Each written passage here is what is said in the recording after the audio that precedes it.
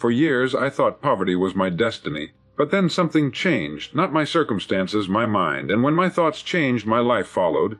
Today, I want to share with you the 10 simple mindset shifts that took me from being poor in every way to being rich in more ways than I ever dreamed. This is Earl Nightingale, and today I want to talk with you about a truth that has transformed countless lives, including my own. The truth is this: we become rich in proportion to the richness of our thinking. When I was poor, I believed my life was limited by circumstances. I thought wealth belonged only to the fortunate few. But as I studied, as I listened, as I observed, I discovered something remarkable. Those who prosper do not think as the poor do. They train their minds to see abundance where others see lack. They act with discipline where others wait for luck. They choose to believe in possibility where others surrender to doubt. The first shift was responsibility. The poor man waits for rescue. The rich man builds his ladder. I stopped blaming and I started building. The second shift was clarity. I wrote down exactly what I wanted from life. A ship without a destination drifts endlessly at sea. Once I set my course, life's winds began to work in my favor. The third was how I valued time. I realized that an hour wasted today was a fortune buried tomorrow. Wealthy thinking treats every day as a precious investment. The fourth was expectation. I expected more of myself, not in arrogance, but in vision. For a man can never rise higher than the picture he paints of himself in his own mind. The fifth was growth. Comfort is the enemy of progress, so I chose discomfort. I read more, learned more, and stretched further than I thought I could, and each time I did, life expanded to meet me. The sixth was focus. Instead of scattering my efforts, I fixed my attention on one worthy goal, and I pursued it until it became reality. The seventh was understanding value. Money is not the cause of wealth, it is the effect. When I learned to create value for others, money became the natural reward. The eighth was consistency. Not dramatic burst, but steady daily effort. Over time, small, consistent actions compound into great success. The ninth was association. I began to surround myself with people who lifted my thinking, who believed in growth, who saw life as opportunity. And finally, the 10th shift was choice. Poverty, I realized, was not my fate. It was my decision, and so, too, was wealth. The moment I chose abundance, my actions aligned, and the world responded. And here, friends, is the central truth to remember. We do not get what we want. We get what we think about, consistently and intensely. And so today I leave you with a call to action. Look at your own mind. Which thoughts have kept you poor? Which beliefs have chained you to limitation? Change them today. Write down what you want. Guard your hours. Raise your expectations. Begin right now to think richly. Because if you do, you will find, as I did, that life will deliver not pennies but treasure, not scarcity but abundance. Wealth begins in the mind long before it shows in the bank. The seed of prosperity is planted in thought, and only later does it bear fruit in material form. A person who has not yet learned to think richly may come into money by chance, but it will soon slip away, for their habits, beliefs, and self-image will not allow them to hold on to it. The mind is the soil, and if the soil is poor, no matter how many seeds of opportunity are scattered, they will not grow. The man who begins with a rich mindset, however, can start with nothing and still create abundance, because his thoughts direct his actions, and his actions create the conditions that attract success. When I say wealth begins in the mind, I mean that every step toward financial independence or personal achievement starts first with a picture of possibility. The individual who sees only limitations can never build wealth, for he is already defeated before he begins. But the one who chooses to see opportunity, to believe that he can learn, grow, and contribute something valuable, has already taken the first step toward riches. The mind shapes expectations, and expectations shape effort. A person who expects little from life gives little of themselves, and life returns the same in kind. But the person who expects much, who sets high standards and imagines a future greater than the present, inevitably finds themselves acting with a purpose and discipline that others lack. The wealthy thinker is different in how he treats time. He understands that each hour is capital, just as real as the dollars in his pocket. He invests his hours in learning and creating, in building relationships and developing skills. The poor thinker spends time as though it were endless, as though tomorrow will always offer another chance. But tomorrow comes quickly, and only those who sowed wisely yesterday reap the harvest today. Wealth in the bank begins with wealth in the schedule, and wealth in the schedule begins with wealth in the mind. Consider how opportunities reveal themselves. To the average man, they are invisible, hidden in plain sight. But to the man with a wealthy mindset, opportunities are everywhere, because he has trained his mind to look for them. He listens differently, asks better questions, and sees potential where others see dead ends. His thoughts direct his vision, and his vision directs his path. Most importantly, wealth in the mind is not only about money. It is about abundance, confidence, and growth. A wealthy thinker believes that resources can be created, knowledge can be gained, and value can always be added. This belief system allows him to remain steady even in the face of setbacks, for he knows that true wealth is not lost when money is lost, but only when belief is abandoned. A man who is rich in thought can start again as many times as necessary, because the source of his wealth is not external. It is within. Success follows clarity, not confusion. The man who knows exactly what he wants is like a sailor with a map and compass, able to steer his vessel toward a definite port, no matter how strong the winds or restless the tides. The one who drifts without a chart is carried wherever the current happens to go, and when he reaches the shore, he finds it is not the destination he desired, but merely the result of chance. Clarity gives direction, and direction gives power. A confused mind hesitates, starts and stops, changes course without reason, and squanders energy chasing distractions. But a clear mind moves steadily, knowing that even imperfect steps taken with focus lead farther than scattered leaps made without aim. When a man defines his purpose, he begins to measure every action against that standard. He asks, does this bring me closer to my goal or farther from it? Clarity filters decisions, saving him from wasting time and energy on pursuits that do not matter. With clarity, ordinary hours become extraordinary investments. Confusion, on the other hand, multiplies delays, breeds doubt, and leaves even the talented man empty-handed. Many people fail not because they lack ability, but because they lack a clear picture of where they want their ability to take them. Clarity sharpens effort and creates momentum. It gives the mind a target to concentrate upon, and the subconscious begins working in harmony with conscious intention. This is why those who write down their goals, who visualize their destination, and who repeat it daily, often seem to attract opportunities with ease. They are not lucky, they are clear. Confusion clouds vision, but clarity cuts through the fog and lights the path toward success. The poor blame, the rich take responsibility.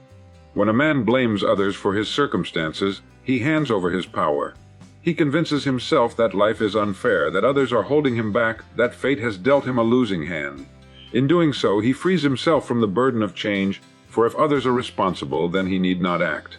Yet this very act of blaming ensures he remains exactly where he is. A man cannot rise while his thoughts are chained to excuses. He cannot build when he spends his strength pointing at others. Responsibility, on the other hand, is the foundation of growth.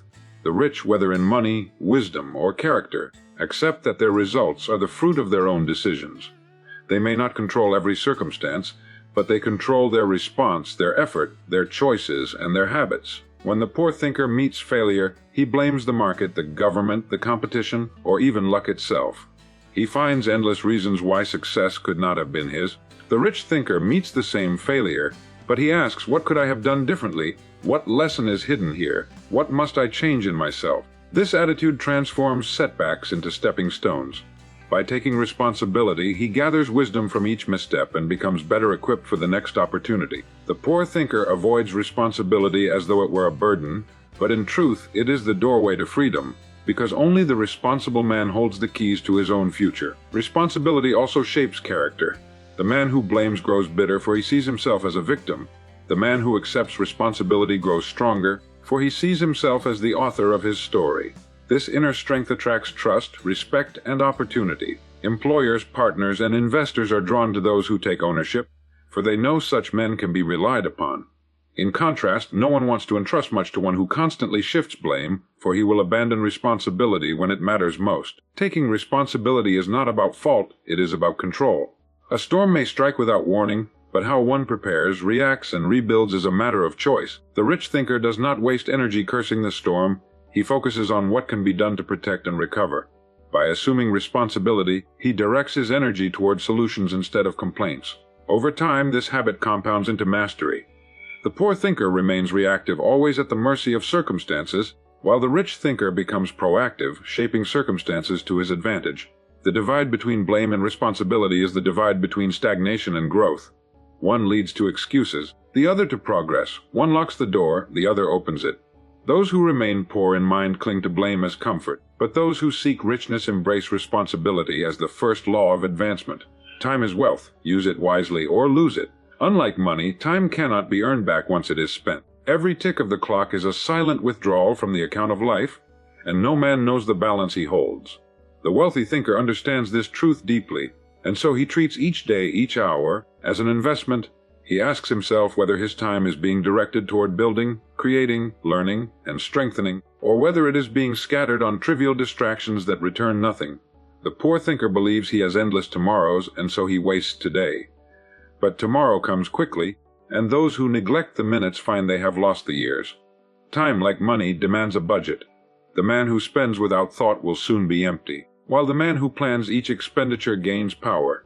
The rich know that how one uses the morning sets the tone for the day, and how one uses the day sets the direction for life. They guard their hours as treasures, giving them only to pursuits that align with their vision. The poor trade their time cheaply, surrendering it to idle entertainment, meaningless conversations, and endless delay. Yet when asked why they have not achieved their desires, they complain that life has not given them enough time. The truth is that time was always given in equal measure, but it was not used with equal wisdom. Consider the difference between spending time and investing it. To spend is to consume, to let the moment pass without return. To invest is to plant, to use the hour in such a way that it multiplies in the future. Reading, learning, building relationships, creating something of value, these are investments. Gossip, complaint, endless hesitation, these are expenses with no return. A man's future is written in how he chooses to use the hours before him, for the sum of days becomes the story of his life. Time also carries with it the law of compounding. A single wasted day may seem small, but wasted daily it grows into years of lost potential. Likewise, a single disciplined day may appear minor, but multiplied by hundreds it builds fortunes, reputations, and legacies. The wealthy thinker sees this and disciplines himself to repeat small productive habits, knowing they accumulate quietly into great results. The poor thinker waits for the perfect moment, squandering the present while hoping for a better future that never arrives. Every man is a time investor, whether he knows it or not. Each decision, each activity is either building wealth or draining it. To use time wisely is to take control of one's destiny. To waste it is to forfeit that control. The clock continues to move, indifferent to excuses, blind to intentions, responsive only to action. The man who understands that time is wealth begins to live with urgency, not in panic, but in purpose. He wakes each morning aware that the hours ahead are his greatest asset, and he resolves not to lose them. Focus is the magnet of opportunity.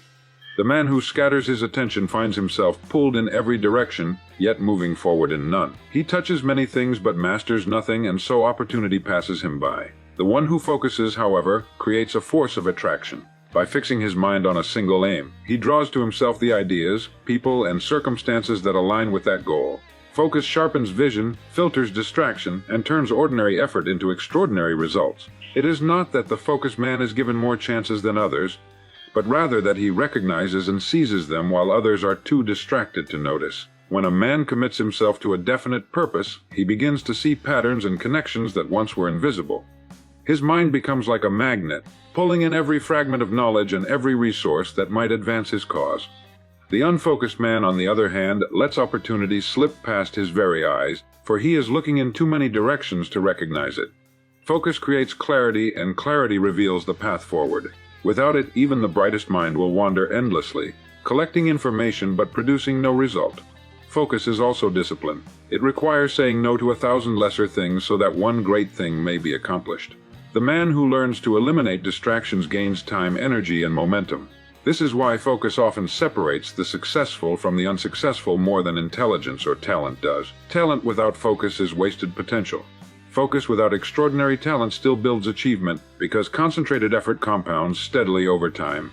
A man may not be the most skilled, but if he directs himself fully toward one goal and persists, he will surpass the scattered genius who chases too many pursuits. Opportunity seeks those who are prepared, and focus is preparation in its purest form. The focused man trains himself daily, refining his skills, building his knowledge, and preparing for the moment when chance arrives. To the unfocused, opportunity looks like work, but to the focused, it looks like the next natural step. This is why success so often appears sudden to outsiders, when in truth it was the product of years of concentrated effort hidden beneath the surface. Focus gives power to time. An hour of scattered attention produces little, but an hour of undivided concentration can change the direction of a man's life. Just as the sun's rays, when scattered, warm gently, but when focused through a lens ignite fire, so too does the focused mind produce results that seem impossible to the distracted.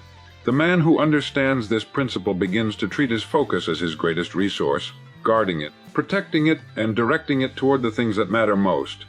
And as he does, opportunity seems to flow to him, not because the world has changed, but because he has learned to see and sees what was always there. You rise to the level of your expectations. A man never outgrows the image he holds of himself in his own mind. If he expects little, he prepares little, he tries little, and he receives little. But the one who expects much begins to act differently. His thoughts, his habits, and his standards all rise to meet the picture he has drawn of his future. Life responds to the level of faith we place in ourselves. No man has ever achieved greatness while secretly believing he was meant for mediocrity. Expectations set the ceiling of achievement, and most people live not according to their abilities, but according to the limits they set in their minds. When you raise your expectations, you demand more from yourself. You stop accepting excuses, and you start holding yourself accountable. The student who expects to pass may scrape by with minimal effort, but the one who expects to excel studies with a different energy. The worker who expects nothing more than a paycheck shows up to do the least required, while the one who expects advancement works with initiative and dedication. The difference between them is not opportunity but expectation, for expectation shapes behavior and behavior shapes results. The law is simple. You cannot consistently act in a manner that is out of harmony with the way you see yourself. If you expect poverty, you will make choices that ensure it. If you expect abundance, you will act in ways that bring it closer. Expectation is the invisible architect of destiny. It directs the words you speak, the risks you take, the resilience you show, and the persistence you maintain. Those who achieve extraordinary success are not necessarily more gifted, but they carry a higher image of what is possible for them, and they labor daily to live up to it. Rising to the level of expectation also requires courage, because it often means leaving behind the comfort of the familiar. To expect more is to step beyond the crowd, to set standards that others may mock or misunderstand. But history belongs to those who dared to expect more than what seemed realistic. The innovator, the builder, the leader, all were once ordinary people who raised their expectations above the common level and refused to lower them. Expectation is a self-fulfilling prophecy. The man who expects success prepares himself, notices opportunities, and refuses to quit when challenged. The man who expects failure shrinks from risk, overlooks openings, and accepts defeat before the battle has truly begun. In the quiet of the mind, destiny is being shaped by the standards we set. To lift those standards is to lift the whole of life. Growth demands discomfort, not convenience. The path of least resistance may feel safe, but it never leads to greatness. A seed must break its shell to become a tree, and in that breaking there is struggle. Muscles grow only when stretched and torn through effort, and in that strain there is pain. The mind expands only when challenged with ideas that unsettle, disturb, and force new ways of thinking. Discomfort is not the enemy of growth, it is its birthplace. Convenience, on the other hand, lulls a man into stillness. It whispers that he has done enough, that he can rest before the work is finished, that he need not stretch beyond what is easy. But nothing of value is ever created in such ease. The man who seeks comfort above all else becomes stagnant. His days look alike, his abilities decline, his spirit weakens. He hides from failure and therefore hides from success. The man who embraces discomfort, however, discovers a secret. What is painful today becomes strength tomorrow. Each challenge endured becomes a skill gain. Each obstacle overcome becomes a resource added to his character. The habit of leaning into discomfort builds resilience, and resilience becomes the foundation of achievement. Discomfort also reveals potential. No man knows the measure of his strength until it is tested. A challenge that at first seems unbearable becomes manageable with effort, and what was once impossible becomes ordinary through repetition. This is how leaders, thinkers, and builders are made, not by avoiding struggle, but by embracing it. The furnace of discomfort shapes steel where comfort would only produce weakness. Convenience offers immediate pleasure but robs the future. Discomfort demands effort but pays dividends that last a lifetime. The student who chooses the hard study now enjoys the rewards of mastery later. The worker who takes on the difficult task gains the skill and recognition that open greater doors. The man who avoids discomfort may enjoy a moment of ease, but he will pay with regret. The one who embraces it pays with sweat but earns with freedom. Growth is always uncomfortable because it requires leaving behind what is known. It means confronting fears, learning new skills, and entering unfamiliar territory. Yet each step into discomfort expands the horizon of what is possible. What was once terrifying becomes manageable, and what was once unthinkable becomes natural. This process never ends, for the moment a man chooses convenience over growth, he begins to decline. Life is not designed to reward ease but to reward expansion, and expansion is born of struggle. Money is a byproduct of value, not the goal itself. When a man chases money for its own sake, it slips through his fingers like sand. He spends his days seeking shortcuts, tricks, and schemes, always hoping for quick gain without laying the foundation that sustains it. But those who understand the true nature of wealth know that money is merely the shadow of value. It follows wherever genuine contribution is made. The more value a man creates, the more money flows naturally into his life. This is why two men may work equally hard, yet one prospers and the other struggles. The difference lies not in the hours, but in the value those hours produce. Value is born from service, innovation, and the ability to solve problems. The farmer who grows food feeds a community, and in exchange he is rewarded. The teacher who enlightens minds shapes futures, and in return she is compensated. The inventor who creates a tool that saves time enriches lives, and the market responds by enriching him. Money is society's way of saying thank you for value given. When one understands this, the pursuit of wealth becomes less about accumulation and more about contribution. The man who asks, "How can I give more? How can I serve more? How can I improve what others already have?" soon discovers that money comes as a natural result. The poor thinker believes money is the goal, so he chases it directly. He chooses work he dislikes because it pays, but because his heart is absent, his contribution is small, and his growth is limited. The rich thinker pursues excellence in what he does, knowing that excellence itself creates value, and value attracts reward. This is why those who master their craft, who innovate in their field, and who dedicate themselves to quality rarely need to chase money. It finds them. When money is the sole objective, greed blinds judgment and leads to reckless choices. Businesses built only for profit cut corners, exploit trust, and eventually collapse under their own weight. But businesses built to deliver value endure, for people continue to support what benefits them. The same applies to individuals. A man who pursues money at the expense of integrity may rise quickly, but his fall is inevitable. The one who builds his wealth on value may rise more slowly, but his success is lasting, because it rests on a solid foundation. Money reveals its greatest power when it becomes a tool for extending value further. The wealth earned from serving others can then be reinvested to serve on a larger scale. In this way, value multiplies and so does wealth. The cycle continues, always beginning with contribution. Those who understand this principle free themselves from the endless chase, for they know that money is not the master but the servant, and it arrives faithfully wherever true value has been given. Consistency beats talent when talent quits. Talent is a spark, but consistency is the fuel that keeps the fire alive. Many men are gifted with natural ability, sharp intellect, or uncommon skill, but without the discipline to show up day after day, their gift fades into wasted potential. The world is filled with stories of talented individuals who began with promise yet ended in obscurity, because they lacked the persistence to continue when the journey became difficult.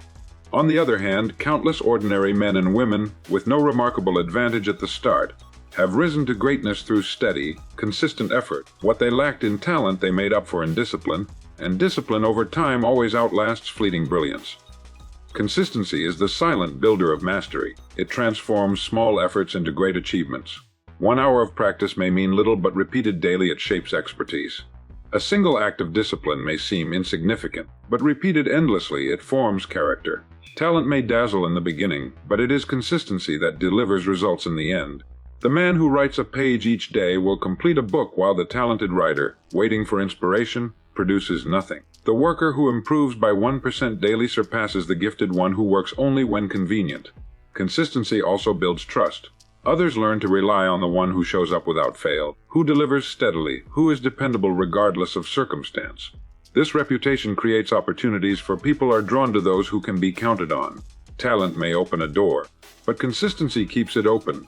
Employers, partners, and friends place their confidence in those who persist, for they know that challenges will arise, and when they do, persistence matters more than brilliance.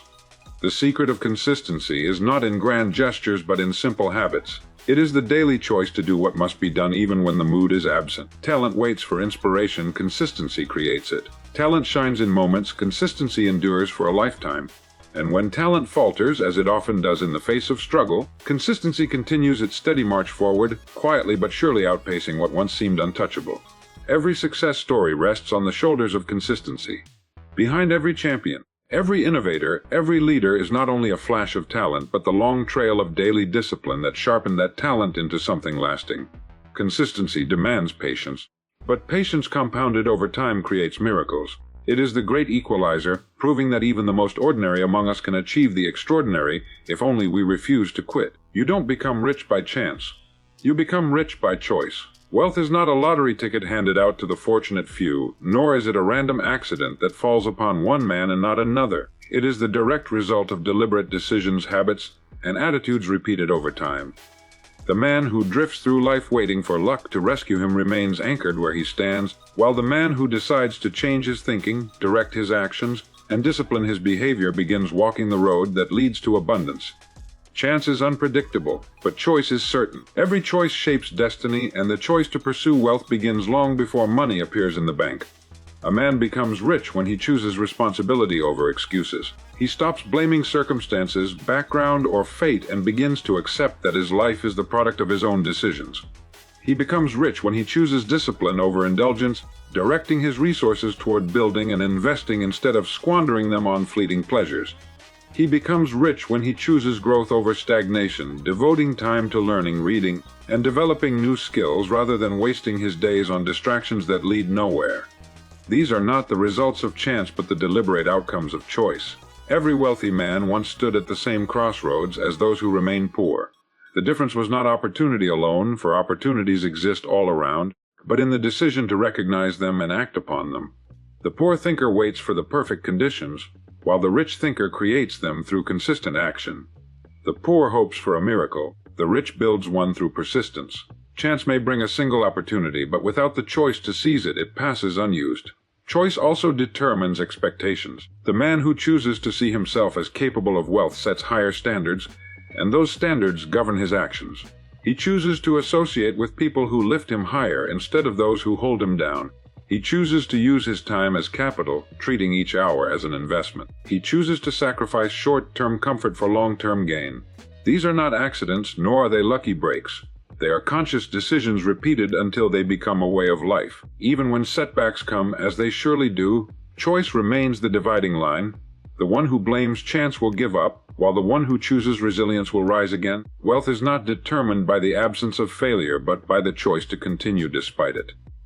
To choose wealth is to choose a vision of a better future, and to align daily action with that vision until it becomes reality. In this way, riches are never left to chance. They are the inevitable harvest of the seeds planted by deliberate choice. My friends, we have walked together through the 10 great shifts of thought, the very changes that turn poverty into prosperity, despair into hope, and limitation into freedom. Wealth begins in the mind long before it shows in the bank. Success follows clarity, not confusion. The poor blame while the rich take responsibility. Time is wealth, use it wisely, or lose it. Focus is the magnet of opportunity. You rise to the level of your expectations. Growth demands discomfort, not convenience. Money is a byproduct of value, not the goal itself. Consistency beats talent when talent quits. And you do not become rich by chance, you become rich by choice. These are not abstract ideas, they are practical laws as certain as gravity. They shape every life, whether one accepts them or not. The difference lies in who chooses to live by them. Poverty of thought creates poverty of circumstance. Richness of thought creates richness of life. The moment you decide to change the way you think, you have already changed the trajectory of your future. So the conclusion is simple and timeless. Riches are not outside of you, they are within. They are born in your mind, nurtured by your habits, and revealed through your choices. The man who changes his thinking changes his life, and the man who guards his thoughts as treasure will soon find treasure in every area of his life.